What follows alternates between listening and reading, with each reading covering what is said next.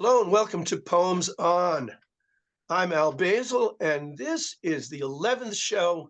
We're nearing the end of the second season. Our theme for this show is classics, and who better than our two guests for this topic? As a returning veteran of the show, we have A.E. Stallings, and our new guest is Rachel Hadas. Hello and welcome to you too. It's great to see you. Great to see you. Nice to be here. Yeah. So let's get going right away. Alicia, if you will begin, we'll be off to the races. Well, I was excited that the theme of the show is classics, and to be talking here with Rachel, who is one of the people I admire so greatly in classics in translation and in classical reception, and the way Rachel writes about classics. So it's perhaps also one of my inspirations. I'm going to read a very early poem. So this I would have written in my 20s. It's called Persephone Writes a Letter to Her Mother. It was written, which might give a little context. It was written when I was living in the basement apartment of John Crow Ransom's niece in Atlanta, Georgia. And to a certain extent, some of the descriptions are fairly accurate from the point of view of the basement apartment. Persephone writes a letter to her mother, and we'll remember that Persephone is the nymph who is taken away by Hades or Pluto, the god of the dead, and her mother Demeter or Ceres, the goddess of the earth, mourns her. And we have this idea of Persephone being in the underworld and maybe eventually being released, although I think not in this poem, to the upper world where spring happens. But here I have her writing a letter to her mother. I used to sometimes describe this in readings as an unhappy letter from camp. Persephone writes a letter to her mother. First, hell is not so far underground. My hair gets tangled in the roots of trees, and I can just make out the crunch of footsteps, the pop of acorns falling, or the chime of a shovel squaring a fresh grave or turning up the tulip bulbs for separation. Day and night, creatures with no legs or too many journey to hell and back. Alas, the burrowing animals have dim eyesight.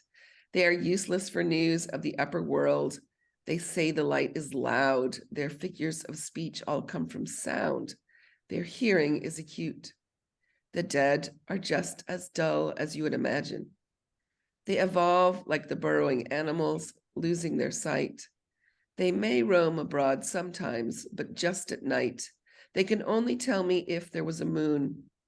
Again and again, moth-like, they are duped by any beckoning flame, lamps and candles.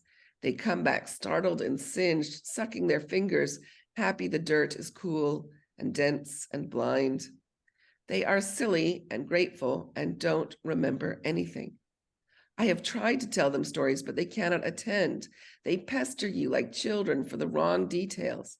How long were his fingernails? Did she wear shoes? How much did they eat for breakfast? What is snow? And then they pay no attention to the answers. My husband, bored with their babbling, neither listens nor speaks, but here there is no fodder for small talk. The weather is always the same. Nothing happens, though at times I feel the trees rocking in place like grief, clenching the dirt with tortuous toes. There is nothing to eat here but raw beets and turnips. There is nothing to drink but mud-filtered rain. Of course, no one goes hungry or toils, however many. The dead breed like the bulbs of daffodils, without sex or seed, all underground, yet no race has such increase, worse than insects. I miss you and think about you often. Please send flowers. I am forgetting them. If I yank them down by the roots, they lose their petals and smell of compost. Though I try to describe their color and fragrance, no one here believes me. They think they are the same thing as mushrooms. Yet no dog is so loyal as the dead, who have no wives or children and no lives, no motives, secret or bare, to disobey. Plus, my husband is a kind, kind master. He asks nothing of us, nothing, nothing at all. Thus fall changes to winter, winter to fall, while we learn idleness, a difficult lesson. He does not understand why I write letters. He says that you will never get them. True, mulched leaf paper sticks together, then rots. No ink but blood, and it turns brown like the leaves. He found my stash of letters, for I had hid it, thinking he'd be angry, but he never angers. He took my hands in his hands, my shredded fingers, which I have sliced for ink, thin paper cuts. My effort is futile, he says, and doesn't forbid it. Thank you. Wow. It's not a great relationship, is it? Well, It could be worse. it's a wonderful poem. I'm struck, Alicia, by the use of ampersands. Some of the ands are ampersands and some of them are not. Yes, it's not consistent. I think maybe at the time I thought that was like a cool thing that people did in poems. Maybe it was trendy at the time, but I think I've left them in because since it's a letter, you might, write in that way with ampersand. So I've decided to kind of leave it be. I get that. It's a wonderful poem. Should I just go ahead, Al? If you like, certainly. Or do we have more conversation now? I just need to be reminded. Well, it's good to do a little bit, but not so much that we end up in time pressure later on. So Okay. if we go quicker at the beginning, we'll buy ourselves more leisure. Okay, well, I will just say I've always liked this poem, and I believe it was in Alicia's first book, which came out around the time I met her in 1999 at Sewanee, and we certainly admire and have learned from one another. Alicia's 20 It was years probably in my packet at Sewanee when Rachel was my Alicia's Sewanee 20 years advisor. my junior, and her son is 20 years my son's junior, and boy, I'm a big fan and I keep learning. And of course, this is a tremendously popular topic for poems, especially by women, Persephone and Demeter. And those poems are kind of like Rorschach tests in some way. And I feel like Alicia's signature humor and tremendous grasp of detail keep this poem from being sentimental or melodramatic. And it's all the more effective for that. Wow. You know, what struck me, particularly when I got to the end, because the letters will never find their way to her mother, was wondering whether you had any of the same sense that I've had sometimes in writing about letters that are destined not to reach their destination, that you write them anyway because it's an exercise for yourself that helps keep you centered, even though you know that it's going to be self-expression and in the end, not communication to the desired person. Did you have any sense of that when you got to the end and mentioned that the letter would never reach home? What keeps her writing? Well, I mean, I think there's nothing else for her to do. I mean, I mean, part of it, I think I was sort of exploring and maybe an alternate reality where, like in Homer, Persephone doesn't come back and make the spring. She's just the queen of the dead. So this idea of the winter changes to fall to winter, it's kind of the spring never does come.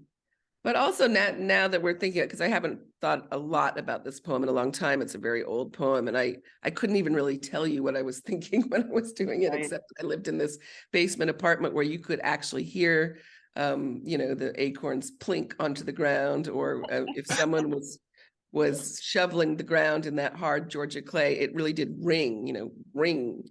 But now that I've read it, we're talking about it, it occurs to me that in a way the letters do get to her mother because they rot and they crumble and they become the earth. So, in a sense, they become embodied in the mother, but that certainly wasn't an idea I had at the time.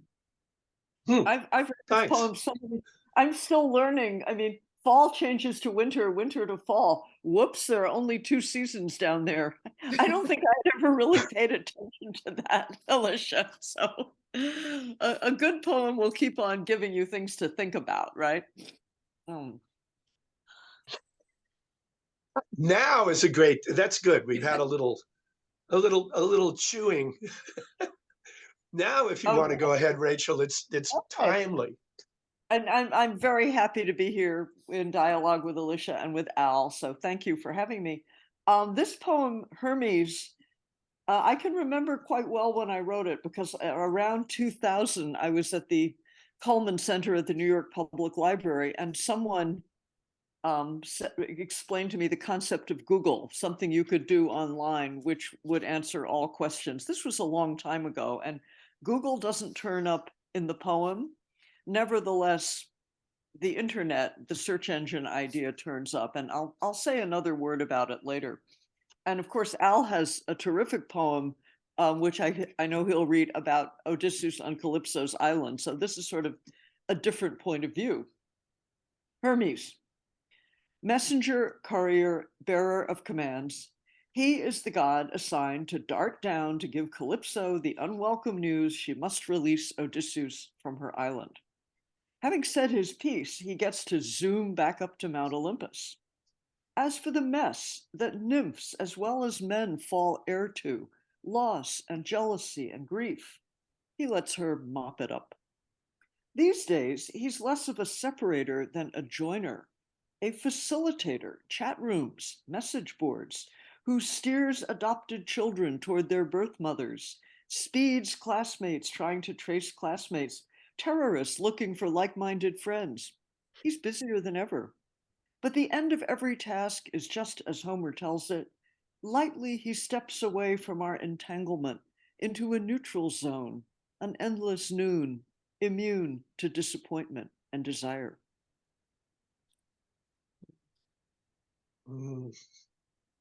Thank So you. was Zoom a thing when you wrote the poem? No, not at all. So the poem is prescient. Remember the future, but I always thought of him zooming.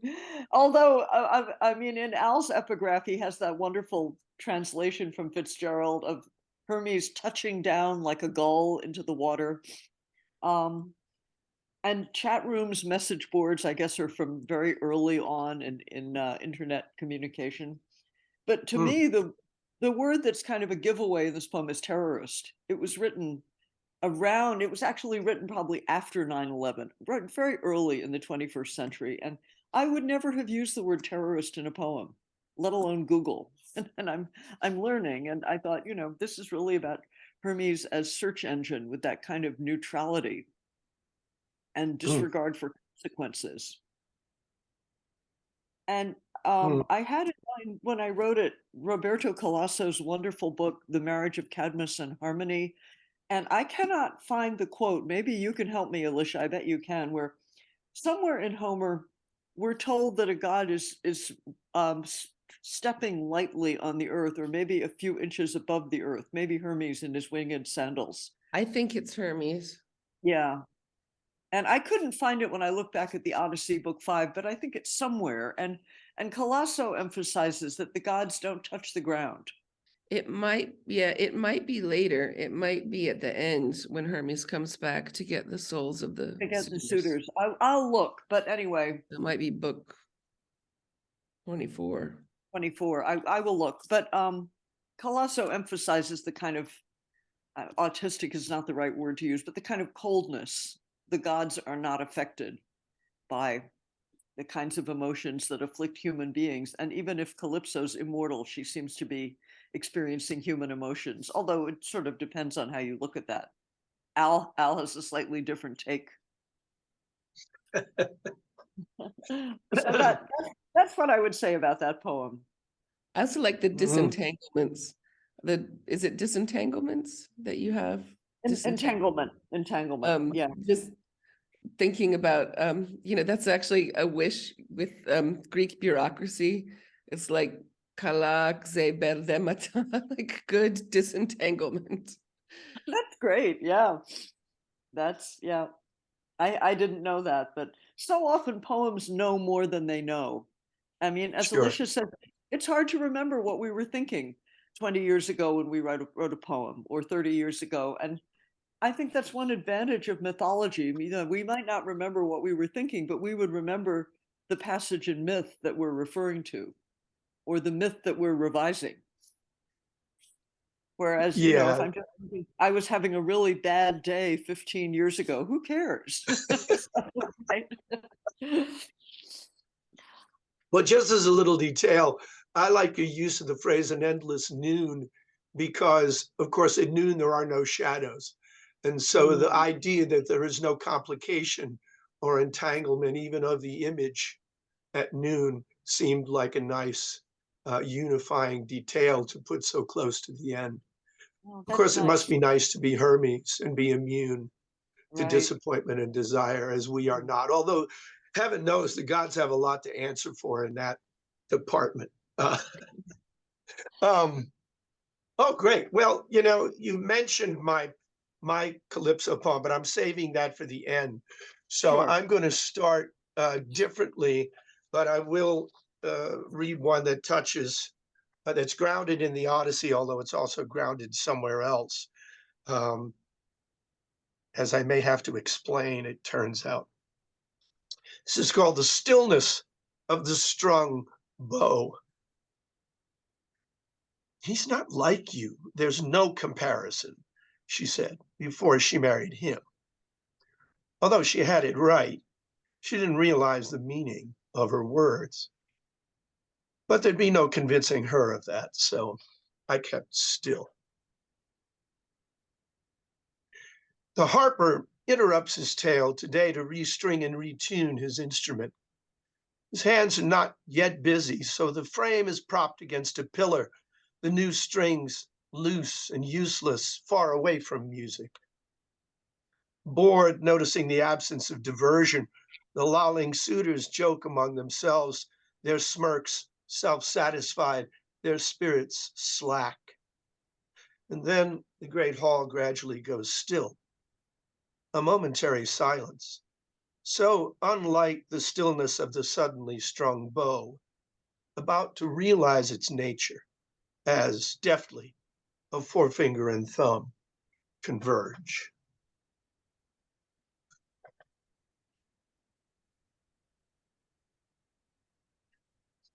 It's wonderful. It's one of my favorite, moments in the Odyssey that, Oh, mine too. and it sings out like a swallow, I think, when it's plucked. So for a moment, the bow is the harp, which is, so chilling. Fantastic.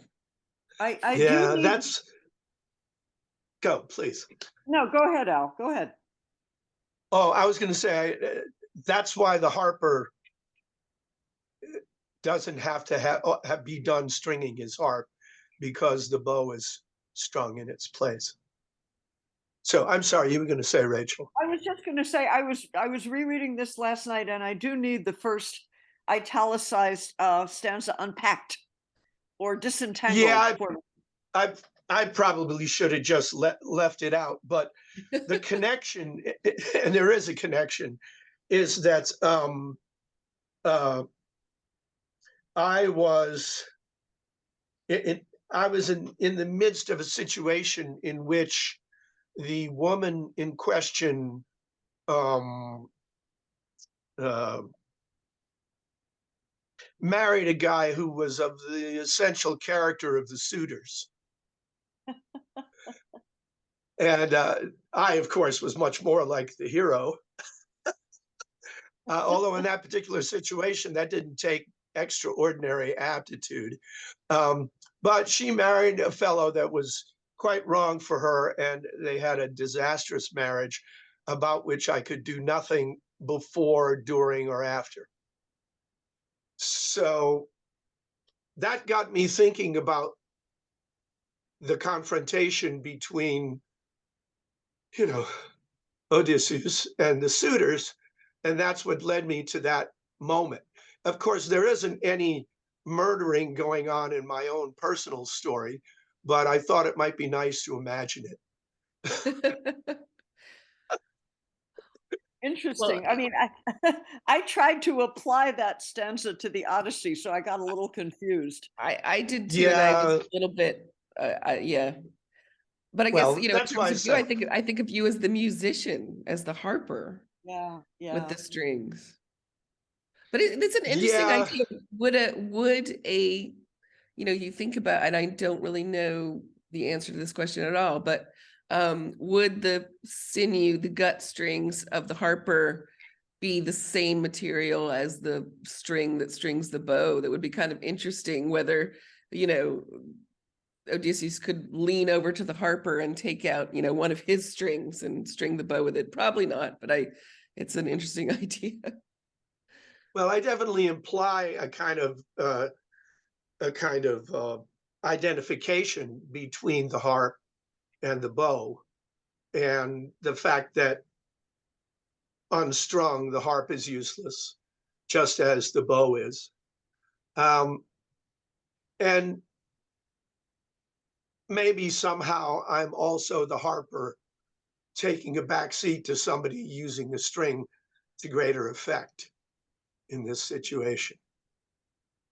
Because the suitors certainly had already had all the songs they deserved. Would you mind reading the first stanza again? I feel like I would understand it more now. Sure.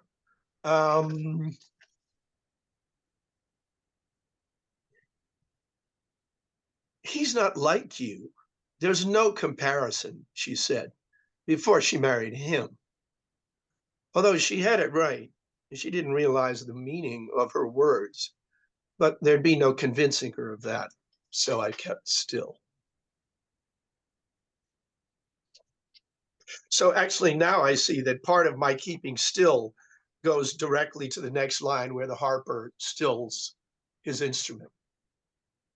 And the idea, of course, was it was a waste of time to tell her she was making a mistake. She's marrying Antinous, I suppose.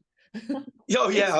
If or he's the good one. Is he the good one? There's like No, Antinous there are a is the couple that bad aren't one. the bad, bad one. He's the but bad one. I'm forgetting he's the the name biggest of the jerk. other one. Yeah. I love and then when the slaughter scene happens, I mean, that wonderful ding of the string, and everyone kind of goes pale, and how everyone is killed in an appropriate way. The Yes. guy gets hit with a cattle hoof, or the really worst one gets stabbed in the throat, and it goes on and on. It's like all very carefully aligned. An Oh arrow yeah. gets him in the Adam's apple as he's lifting his cup of wine, etc. Yeah. Well, the first stanza that you read, Al, is very pregnant with significance, which is clearer when you explain it. And it's a very interesting thing to think about how we relate our own lives to myths in all kinds of ways. Sometimes it's one line of a text that grabs us, or it could be the whole situation. Myth is incredibly versatile and generative in that way. So Yeah, I'm sorry, I will have a question about that to you two, because I can answer it for myself, but not for you later on. Okay. So let's go to round two. Alicia, you're up. Well, I'm kind of tempted now to read an Odyssey linked poem, but that's not on my set list. So I could read Medea Homesick, or I see right across from it is The Wife of the Man of Many Wiles. Do y'all have a preference for how that goes? I love both of them, but if we're in Odyssey territory, that I've often taught The Wife of the Man of Many Wiles. Well, maybe I should do that one. And it's not on the set list though. Am I messing you up, Al? No, I just read it this morning, so Okay. have at All it. right. Well, since we're in the Odyssey, it seems like maybe why not? This is also an early poem from the first book, The Wife of the Man of Many Wiles. And it's in tercets, but I think it's not really rhymed until the end, which is perhaps a little unusual for me. Of course, the wife of the man of many wiles is Penelope, as we know. And this is a slightly alternate view of the Odyssey, although even in ancient times, there was a lot of questioning of Penelope's motives, and there are even versions of things where Penelope is doing more than just playing mind games with the suitors. And in fact, in Greece, it's a very popular name for taverna is Penelope and the suitors, with everyone carrying on. Like I think it's old fashioned. You don't see it anymore, but with murals on the wall of a woman drinking wine with many men. So this is the wife of the man of many wiles. Believe what you want to. Believe that I wove, if you wish, 20 years and waited while you were knee-deep in blood, hip-deep in goddesses. I've not much to show for 20 years weaving. I have but one half-finished cloth at the loom. Perhaps it's the lengthy, meticulous grieving. Explain how you want to. Believe I unraveled at night what I stitched in the slow siesta, how I kept them all waiting for me to finish. The suitors, you call them. Believe what you want to. Believe that they waited for me to finish. Believe I beguiled them with nightly undoings. Believe what you want to, that they never touched me. Believe your own stories, as you would have me do, how you only survived by the wise infidelities. Believe that each day you wrote me a letter that never arrived. Kill all the damn suitors if you think it will make you feel better. Oh, snap. There's another letter there. Right. And I love nightly undoings. That certainly works very well. I remember teaching this poem, and finally one of my students said, "She's really mad." I said, "Yeah." Gosh, you think? I mean, I think even the Odyssey, there's the sense that she's happy but a little ambivalent, and she leads him into these tests, and she kind of makes him work for it. At the end, even though he's been through all this, he still has to jump through a couple of hoops. There's a wonderful book by Samuel Butler called The Authoress of the Odyssey. I think you can just find it online, but if you ever find it in print, it's really fun, where it's like read aloud funny. Some of it's genius, like he believes that all the families in the Odyssey are the same family, all the women are witchy and are the same woman. But one of the things he's like, clearly this, imagine a matron of our times who is a middle-aged matron, wants to get rid of a bunch of suitors. All she has to do is send them into town over and over again for the right dye lot for, whatever she's weaving. And then he's like, his other explanation of the Odyssey in terms of Penelope and the weaving, he's like, well, no wonder Laertes, who is Odysseus's father, is living out back in a shed when every time he comes into the house, he's being told that his daughter-in-law is working on his shroud. I will definitely read that book. I've not read it. It's really fun. Some of it's quite brilliant and some of it's insane, and it's hard to separate the two things. So there's a whole other epic that could be written about Penelope's side. Well, I guess there's that Penelopiad that Margaret Atwood did, although I'm not really wild about it. I mean, it feels like it was written very fast and it kind of feels not fleshed out, although there are good aspects to it. But in a way, that poem is also the Odyssey, and it's said several times, that I think Agamemnon says it, someday there will be a poem about Penelope because she is like the paragon of womanhood. But I think in a way, the Odyssey also works as that. I know that's not a popular view of things, but works as what, Alicia? I missed. Sorry. I feel that, well, Al was saying, there could be another epic about Penelope, but I was saying that in a way, the Odyssey is also that epic. I mean, the first, is it 4 books? Odysseus is barely in them, and it's Penelope and Telemachus. And then at the end, she does these tests. And then a lot of the middle is Odysseus telling backstories that are not even really part of the time of the. So I don't know. I think she is quite important, and in a way the poem is also performing that song in her honor, but that might not be a popular. Well, a lot of the action is on the dark side of the moon that happened to her, though.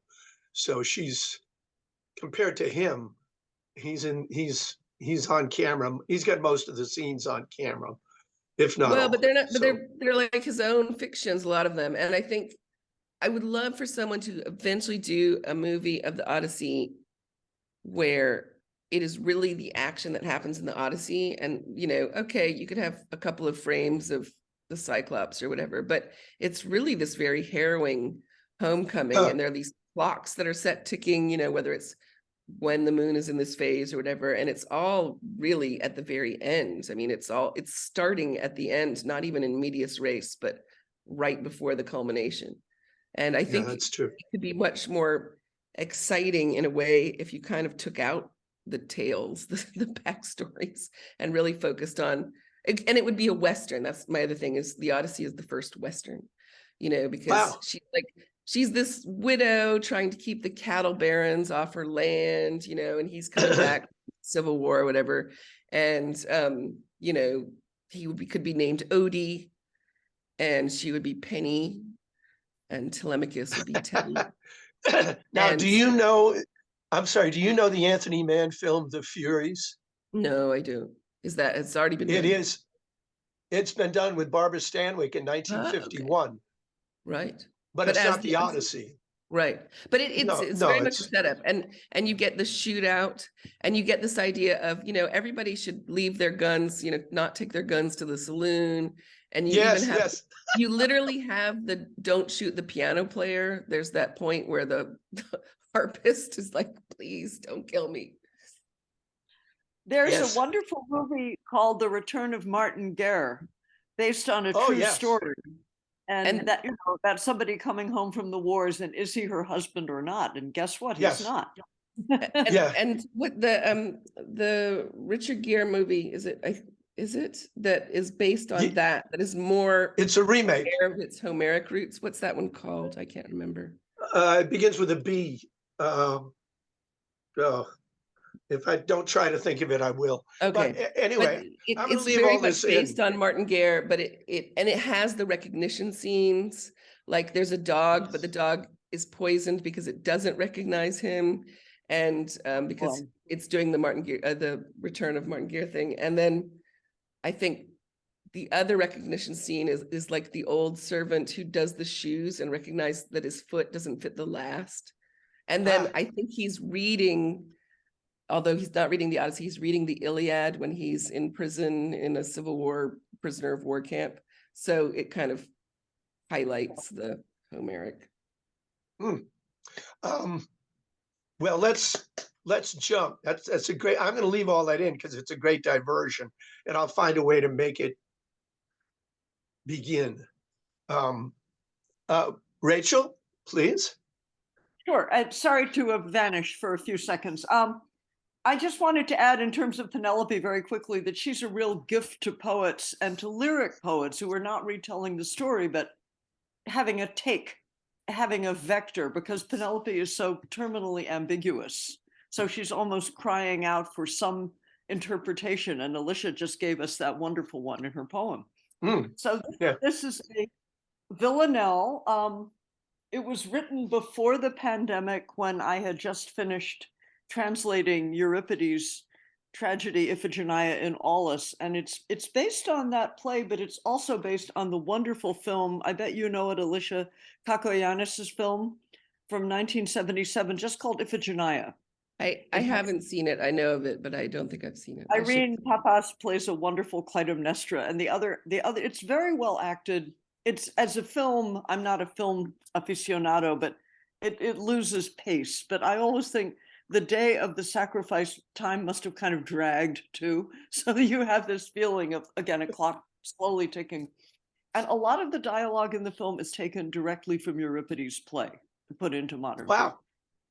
I'd heard of it, but I haven't seen the film. I recommend, and it has music by Theodorakis. So, Oh, great. and the one version, this sort of fits with what Alicia was saying, that, you know, there are so many different ways of telling or interpreting this story. And I can talk a bit about the personal connection later if that comes up. In Aulus, one version, we live our lives along the in-between. There is no clear-cut line. There is no border to demarcate the unseen from the seen. Here comes the princess, escorted by the queen. Step down from the chariot, my daughter. We live our lives along the in-between. Iphigenia eagerly jumps down. Let me go ahead and hug my father. Between the unseen and the seen, youthful innocence and beauty run. This sleeping baby is her little brother. We live our lives along the in-between. In one of several sequels, having grown into a man, Orestes kills his mother. Between the seen and the unseen, before the scarlet setting of the sun, someone will lead the princess to an altar.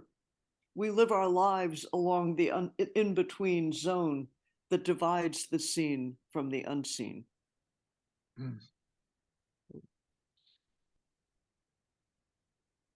And this is one of several classically inflected poems that will be in my new book, Ghost Guest, in the fall.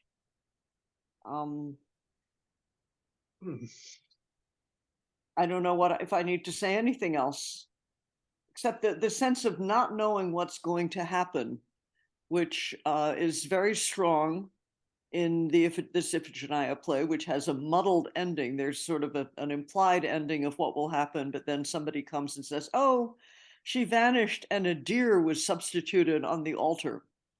But Clytemnestra says, well, in that case, where's my daughter? Why isn't she here? Well, I think the villanelle form works so well for that uncertainty because it does have that, you know, is it going to go this way? Is it going to go that way? And ultimately, I don't think villanelles really resolve. They just leave the discordance around. in the air. Right.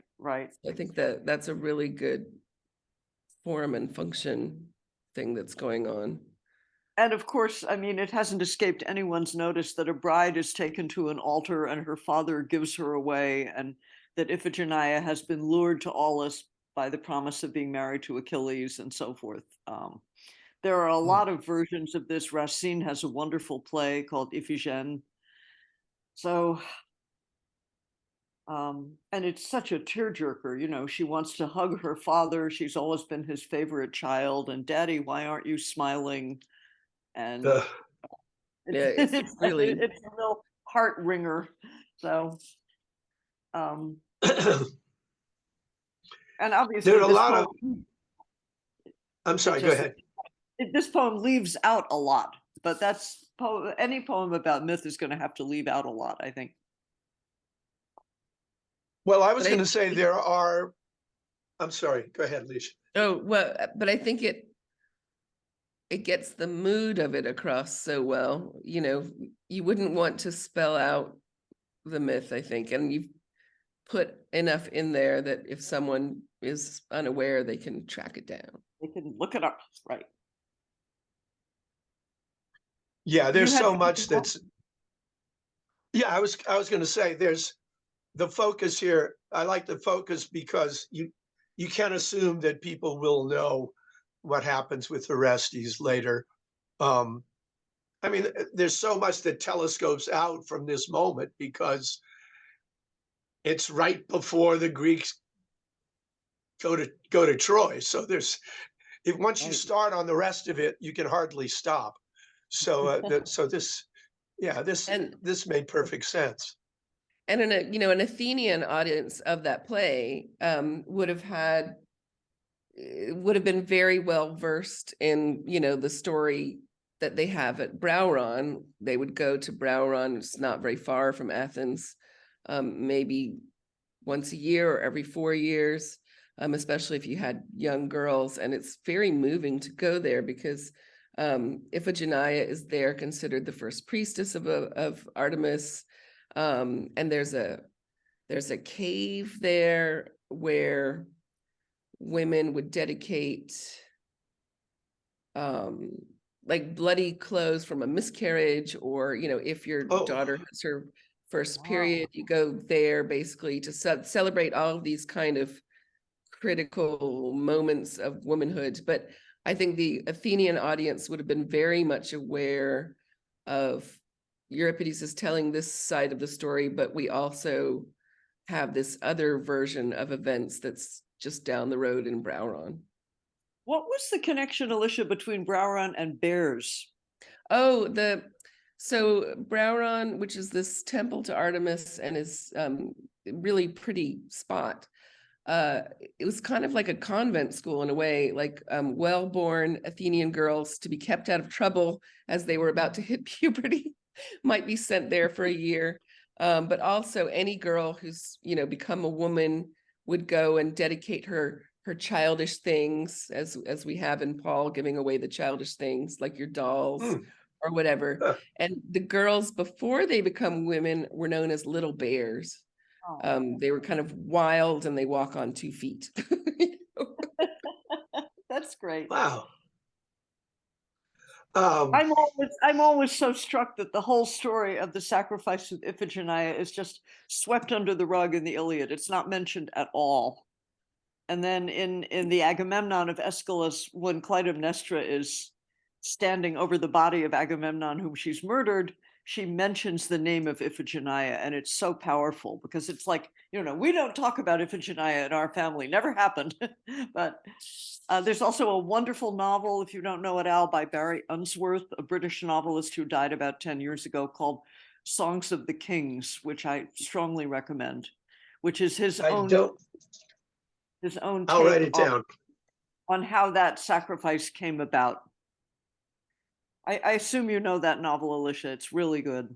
I do know it. I'm not sure I read it though, so I need to write that down also. Wow, great. I think Thank you. in Homer, when she is sort of very slightly maybe mentioned, it's under Iphigenia or something. It's just Iphigenia. Yeah, that's Which- right. He's trying to bribe Achilles in the embassy, and he says, "You can marry any of my daughters. You know, you can marry Electra or Chrysothemis or Iphigenia." Yeah. So maybe that's already happened. And which sounds, you know, it sounds like one of those very ancient names, but certainly that darkness at the beginning, which sort of shows that Agamemnon is this ruthless but possibly not entirely competent leader. Right. It's a great story. My students always enjoyed it. They would start looking up human sacrifice. They were always very eager to talk about the sacrifices that children made for their parents. Nothing quite as extreme as Iphigenia's, but it's a surprisingly powerful story, even taken out of context. And this horrible thing that I guess attends all sacrifices, that the victim has to be willing or else it's murder. So, you know, that's part of the pressure on her, is that, you know, if there's a terrible scene, then that's a botched sacrifice. Right. So she has to be gagged, or she can't scream out. And we have kind of an example of that on Evia, on Euboea, you know, which is right, you know, that's where they're sacrificing her to sail. Auflida is just across from Evia, the island of Evia. But I think in the 70s or something, they found this amazing grave site from kind of Mycenaean era. And there's a pair of horses that is sacrificed there. And there's a woman who's probably sacrificed, who's in like a diaphanous gown and a gold bra, you know, like something out of Star Wars or something. Wow. And there's a dagger at her throat, you know, and it's just, you know, maybe there is a memory of wow, I didn't know any of that. pretty nasty goings on. And as Alicia knows very well, the great poet Lucretius, whom she translated, uses the sacrifice, which he describes very vividly as an example of all the evil that religion can do. So he has his own take. Yeah. Yeah. Goethe has a play that I read a million years ago that I can't comment on now, but that I want to kind of revisit to see what he had to say. Wow. I'm going to carry on here, trying to keep an eye on the time. I've got to go to a different quadrant of the mythological landscape, to Theseus and Ariadne. This one's called Trusting Ariadne. And there's an epigraph from the Argentinian Antonio Porcia, who said, "Who holds me by a thread is not strong. The thread is strong." The thread she gave me was just long enough. As I approached the beast, it reached an end. No hero wins the day without some help. Yes, I thought of her on my way back. At any time, that thin line could have snapped.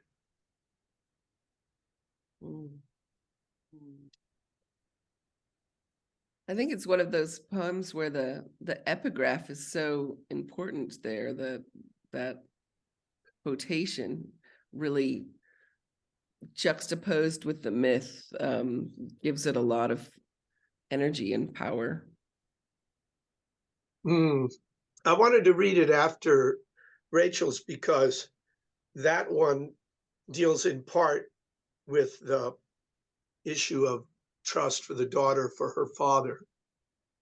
And this one is Theseus's trust for Ariadne. God knows the rest of the story. She's getting the worst end of the deal. But the whole idea of having to completely trust someone that you don't know that well appealed to me. And I think that's why I wrote it. Because each line is so strongly end stopped, Al, except maybe the fourth line where we have a colon, but each line feels like kind of an aphorism all by itself. And I could even imagine each line being a repeat line in a villanelle or something. The thread she gave me was just long enough. Yeah, it jumps. Yeah. Every line jumps to the next line. There's a gap that you have to follow. Yeah. I don't usually I don't have that many lines that are end stop that end in periods as the line ends. I'm always stretching over into the next. So this one was a very conscious attempt to do that. It might be fun to do a variation of that where you explored the villanelle with some of those words, because you could get two poems out of one. It would be interesting. Yeah, that's true. I'm not much for villanelles. I've written one, but it's something that I could take a shot at. Of course, then in this one, the whole issue of character is submerged in the action. If you open it out, then you've really got to get into the people and their relationship. So it would be interesting. But of course, the person in my life that caused me to write this is no longer at the other end of the thread. But that's a kind of interesting question. Do we always need to take the whole story into account? If someone, I think for me, I would not necessarily, I mean, I have several poems where I feel sorry for the Minotaur, the beast here. Sure. But I don't feel that this poem needs to take the Minotaur's feelings into account. I mean, I think it partly because of the kind of epigraphic material that I feel that this is mythology being put to the use of some kind of metaphorical, more personal level. So I don't feel like every point of the myth has to have some place where it's matching onto, and that Yeah, if it well, did, it would be kind of tedious. I like sometimes where you're taking one facet and that is resonant. yeah, that's why I stuck just to that treatment of it. I agree with you completely. And I was happy to leave it. Usually I go on at such lengths. It was nice to be succinct. And So, without asking you, Al, who you're referring to in the first line, but assuming, for example, it's a mother, or anyway, it's a female figure, she, to me, I'm struck by all of the imagery that we have, whether it's tied to his mother's apron strings or the ties that bind, or Robert Frost's beautiful line, countless silken ties of love and thought in the silken tent. oh yeah, that's so And then content. Yes. and in my poem, The Red Hat, where the little boy is walking to school alone for the first time, I say, the watcher's heart stretches elastic in its love and fear. So, there's this long Oh yeah. rubber band. And so it's an incredibly resonant line, as Alicia said, and it's an image. I think I read somewhere James Baldwin had a beautiful sentence about the ties that connect us to each other. And that's really all we have. Mm. I think he wrote it very late in his life. So that, as Alicia said, you don't need the whole mythical story to kind of slice into it and take one crucial image. Yeah, and a good thing that was. Whitman's got that nice filament poem too, where you're casting out filament to Right, connect filament. with others. And Right, it's that right. it's such a larger metaphor for all human contact that we have these threads. So this one just comes right down to the issue of trust. That's one thing that's going on when we have these threads that connect us, is that we have to be pulling from both sides and not too hard. Well put. Okay, I've had my say there. Next, Ms. Stallings.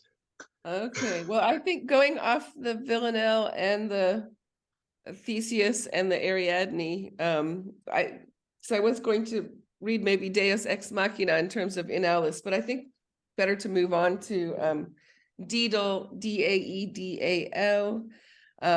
It's the same kind of root for Daedalus, and in English it means something that's very intricately wrought. But the reference is also to Daedalus, and it's in a villanelle form again, which is one of those forms where you're probably not going to make many tracks, you're not going to make much distance, but you can kind of wander around. So this is about mazes and labyrinths, and it seemed to me at the time that a villanelle was a good form for that. Daedal. To build a labyrinth, it takes a twisted mind, a puzzled art, a fractal branching of mistakes. Drag out the shovels and the rakes, the spirit level, sacred chart. To build a labyrinth, it takes shadows, stones, a way that snakes and ladders to its shaky start, an average mazing of mistakes, the kind that everybody makes, set random intervals apart. To build a labyrinth, it takes dead ends that seem like lucky breaks, the paths of bats that weave and dart through limestone caverns of mistakes. The shaken Etch-a-Sketch awakes a lost child buried in its heart. To build a labyrinth, it takes some good intentions, some mistakes. Mm. Mm. Thanks for bringing in the Etch-a-Sketch. Remind me how the Really? Etch-a-Sketch works. I Yeah, haven't had a child. you turn those knobs and it's like that gray screen, and you can only go up or, so everything is straight lines. Everything ends up Right. looking like a maze, and it's hard to control. And the end, you can shake it and start over. Okay. Yeah, this is what I loved about your bringing Etch-a-Sketch in was exactly that. The idea that you create a design, and then if you shake it, it disappears. And where does it go? It goes it goes behind the screen. And so when you the shaken Etch-a-Sketch awakes a lost child buried in its heart. This was my perception, that the heart of the Etch-a-Sketch is through it, in it, under it, and that everything that has been drawn on it is the result of the child is lost there in there. That really personalized it. I mean, as we went through, it got progressively more personal when you got to the kind of mistakes that everybody makes, and then the dead ends that seem like lucky breaks. By the time I got to that point, I was thinking about life paths, the entire journey of a life path, and the maze that it makes, or that it appears to make when you're doing it, and that you may see differently when you're at the end of it. I love the fact that being in tetrameter, it has rather short lines and a lot of short words. Not all of them, but the paths of bats, or a way that snakes, or rakes. Lots of non-Greek and Latin words. So there's a kind of simplicity in the poem, which is probably quite deceptive.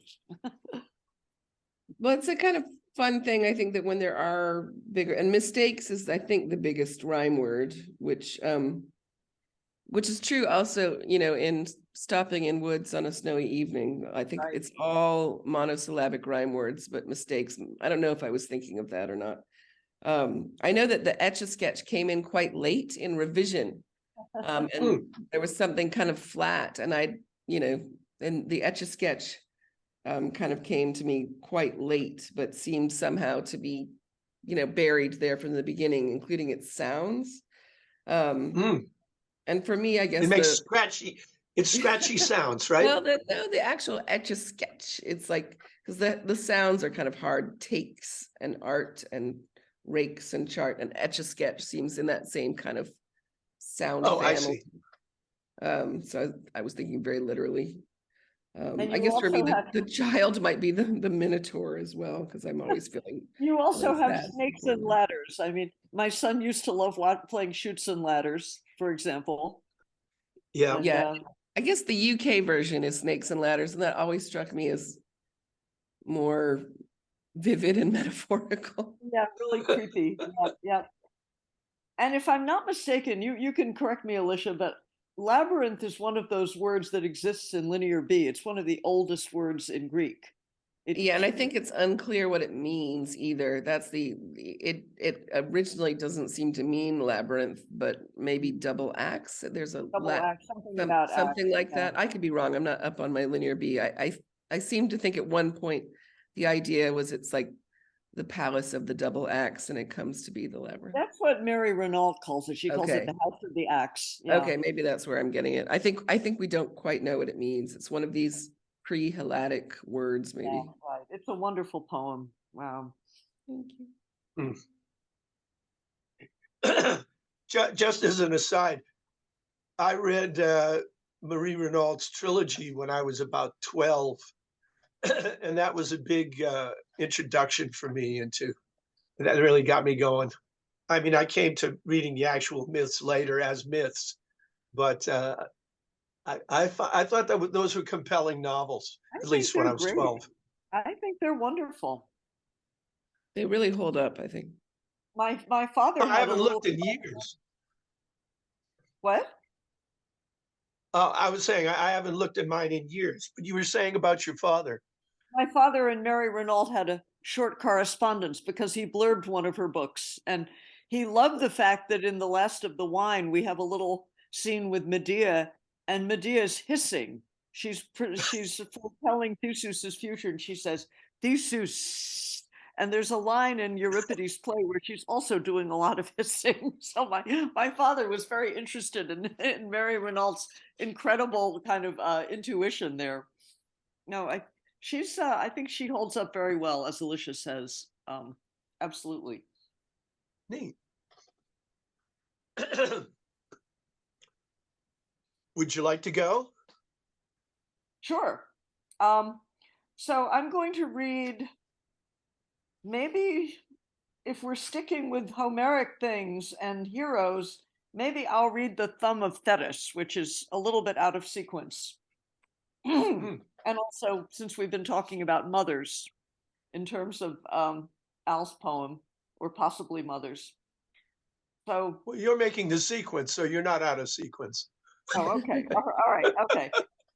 One of my great pleasures since early in 2022 has been a weekly Zoom discussion of Ovid's Metamorphoses, which we've been going through quite slowly, forcing us to pay attention to some of the passages we might never have looked at. And I also enjoy my fellow Ovidians' comments. And there's somebody who has a somewhat literal turn of mind, and we were talking about Thetis dipping Achilles in the river, and somebody said, well, why did she do it that way? Didn't she know that that would be a problem? It's the kind of question you can't answer in myth. But there's also another part of the Thetis Achilles myth, which I think is not mentioned in Ovid, and maybe Alicia could tell us where it is, where Thetis has earlier on tried to burn away Achilles' mortality, very much like in the Homeric hymn to Demeter. Demeter's trying to burn away the mortality of the little boy she's babysitting in her disguise. Anyway, so we all know the phrase Achilles' heel. So this is the Thumb of Thetis.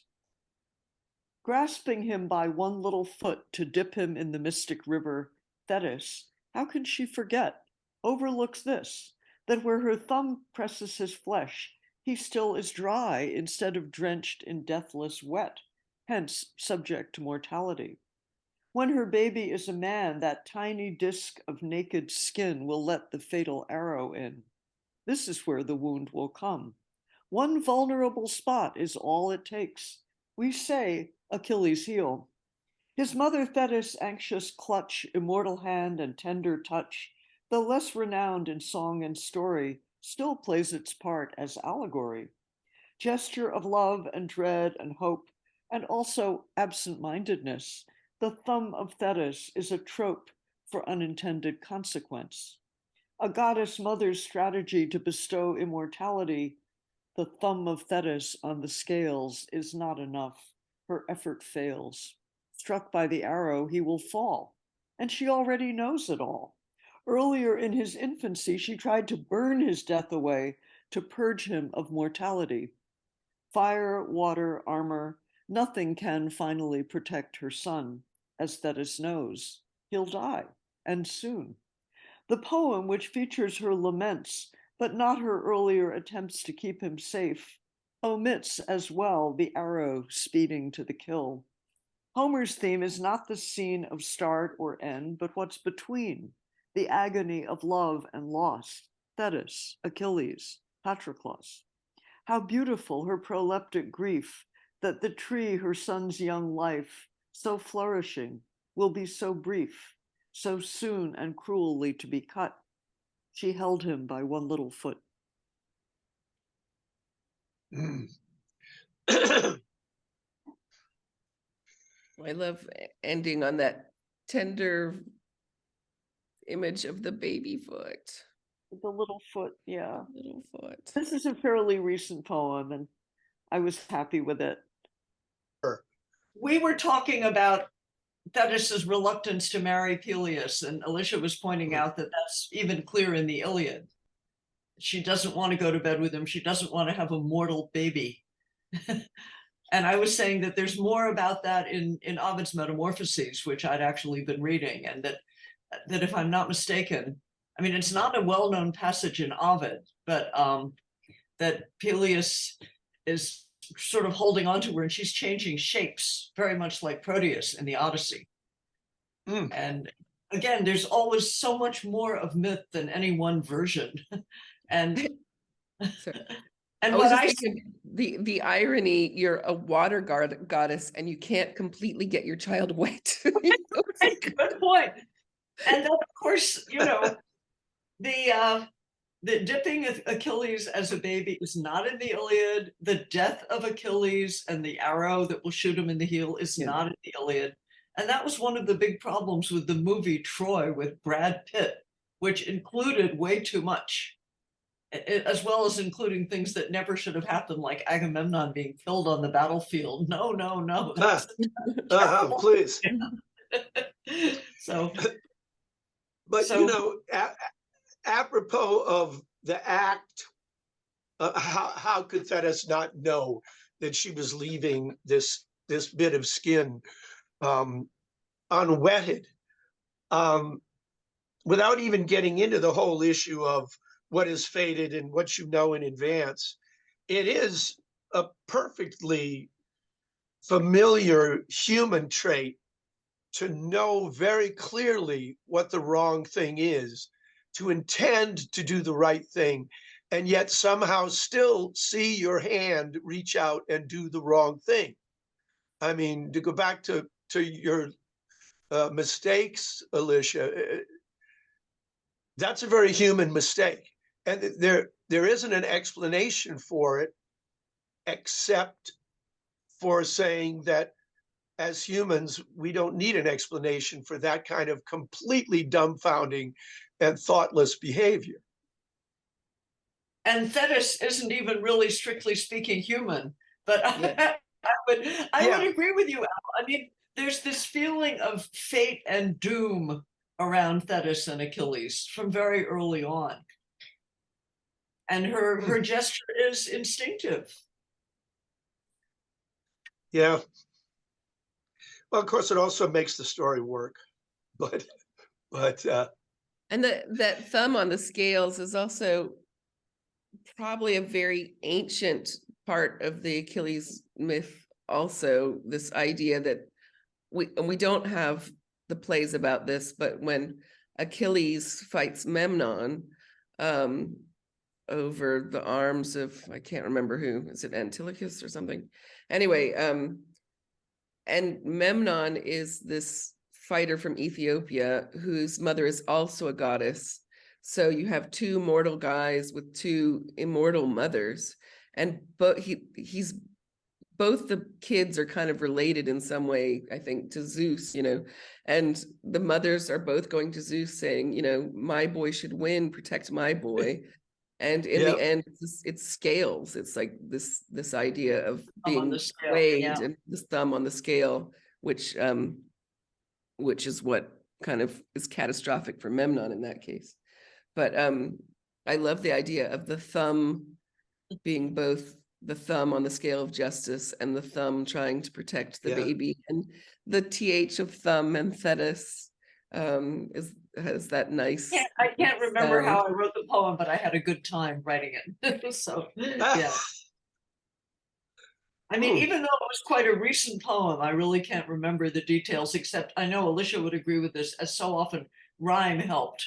Scales and fails and thumb and Thetis. Yeah. I wanted to ask you, there are places in the poem where you've got rhymed couplets for a stretch, and then they disappear, and then they come back again. Was that just by chance, or? Yeah, I think I tried not to be too rigid about it.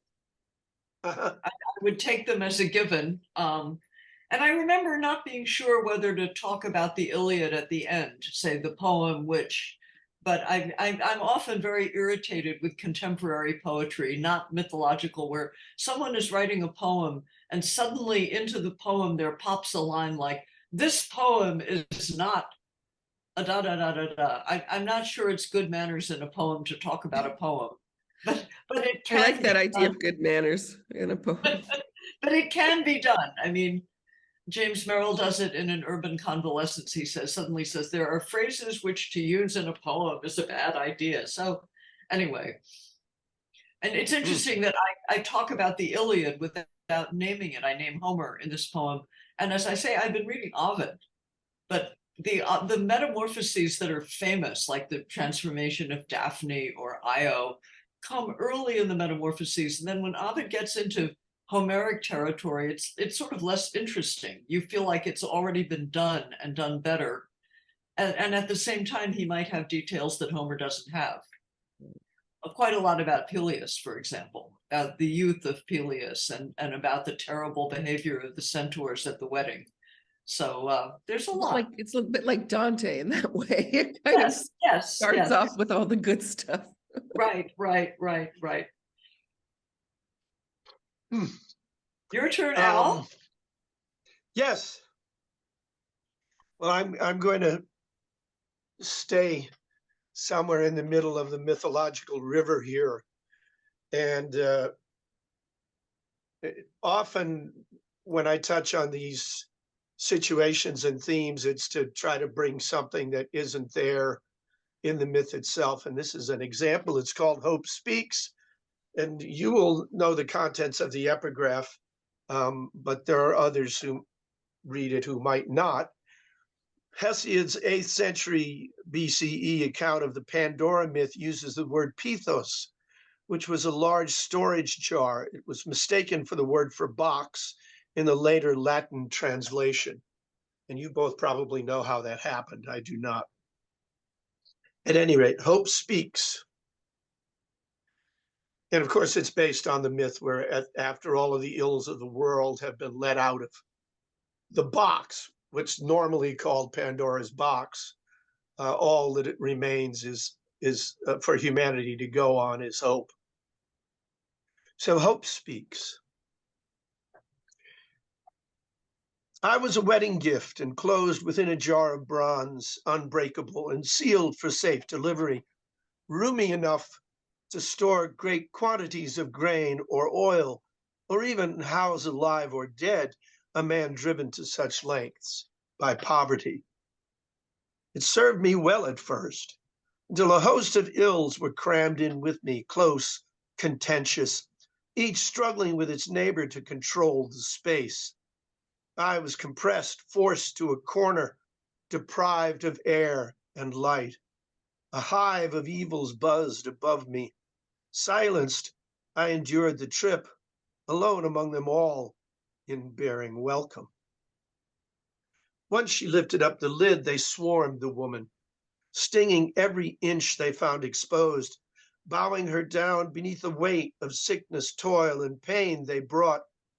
Frenzy, the sole attention left to them to pay in place of gratitude.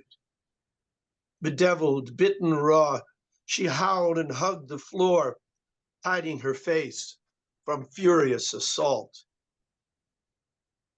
I hide as well within the emptied jar.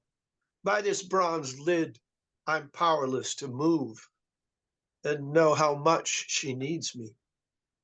I call out to her to free me, but she hesitates.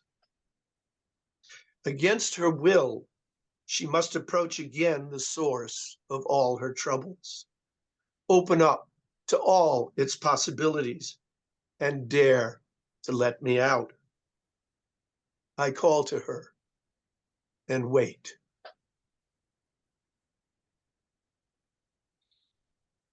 I love the hive of evils. That's a wonderful phrase. And then you have the stings. I think it's Erasmus that switches for a box. Does that sound right? And I don't think he's thinking Pithos is Pixis or anything, but I think he does some kind of switcheroo with the myth about Psyche going down to Persephone and getting a box of makeup, but it's actually full of evil. So I think there's some kind of way where he's mixing the two myths. I could be wrong about that. You have a poem that uses that box, Persephone's box.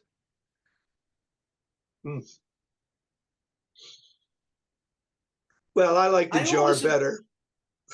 I always imagined the jar was earthenware and not bronze.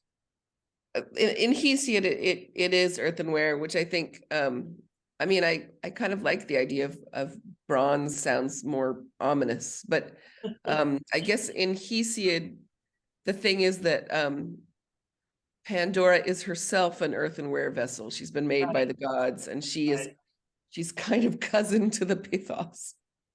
Oh gosh. I must have read it somewhere.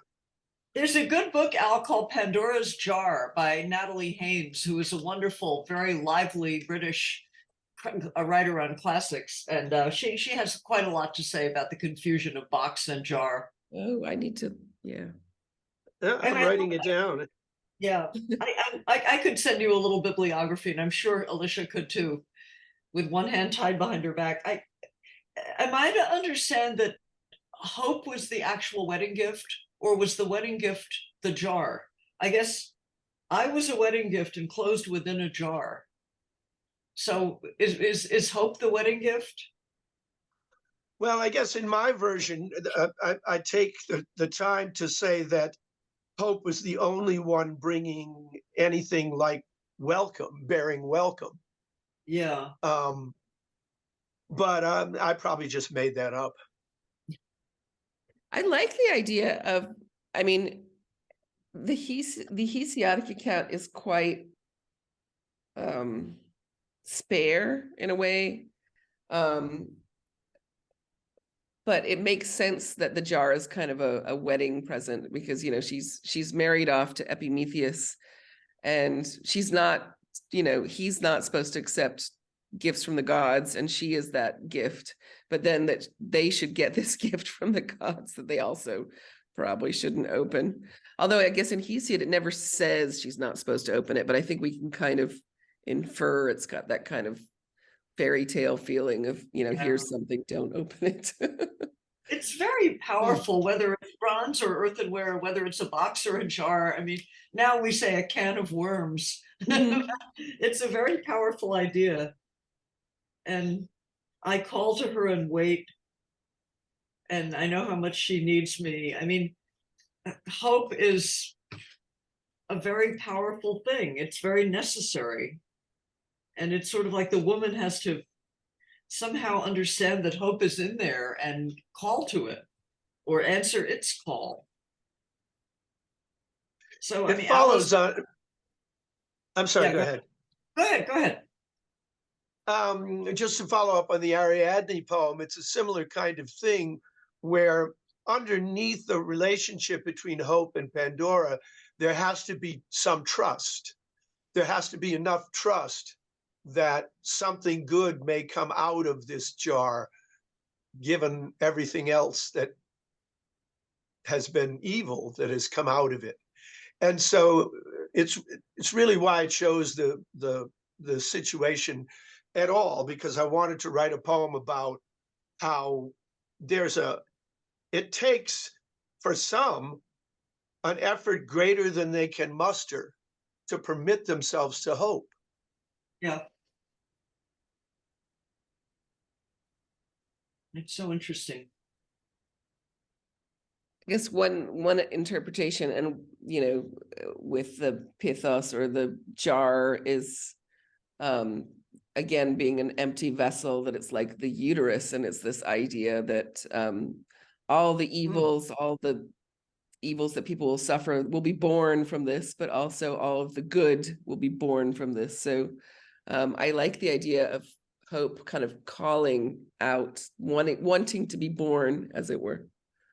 Yeah. It's a participatory act in this case. Hope can't realize its own nature without a vehicle that uses it, that welcomes it. And the issue is not resolved yet at the end of the poem. And that was very, very deliberate, again, because I've just known so many people that don't dare hope.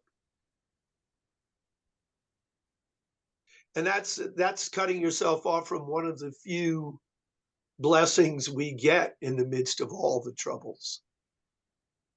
Yeah, I always like to say, I might not be optimistic, but I'm hopeful. There is a difference. And yeah, big difference.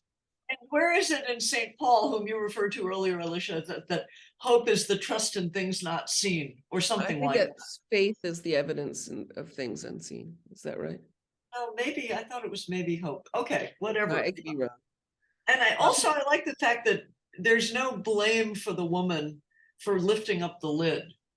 It's a natural thing to do with a wedding present. No. Sure. And again, in Hesiod, there's actually not an injunction against her opening up the lid. The injunction is to Epimetheus not to accept anything from Zeus, and that's Pandora. So again, it's something we've put on the myth, but is not really there initially. And I would guess there's a lot of talk about in Greek whether Elpis is positive or negative, and the feeling is that in Greek it's much more ambiguous, that hope can also be anxiety for the future. It's not always a positive thing, but I like how Wow. here it's a totally positive thing. Well, that's the product of my ignorance. Thank you. Well, I read it even in the Greek there as positive, but there's a lot of stuff written about whether Elpis is positive or negative. Interesting. Wow. Well, thanks very much. It's nice to learn what the words that I throw around like manhole covers might actually mean.